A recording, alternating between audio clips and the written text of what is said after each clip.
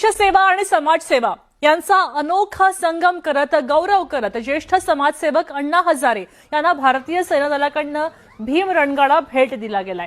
सैन्य दलामध्ये त्यांच्या योगदानासह अनेक दशकांच्या समाज परिवर्तनाच्या कार्याची दखल घेतली आणि हा विशेष सन्मान केला गेला।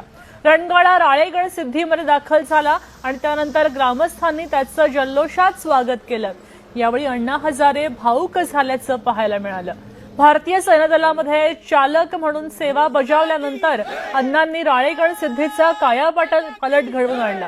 आदर्श ग्रामविकासाचा देशासमोर आदर्श ठेवला आणि त्यांच्या कार्याला मानवंदना म्हणून भेट दिलेला हा भीम रणगाडा आता राळेगण सिद्धीमध्ये जतन केला जाणार आहे आणि तो पुढच्या पिढ्यांसाठी प्रेरणास्थान ठरणार आहे। मी न मागता मी मागितलं नव्हतं, पण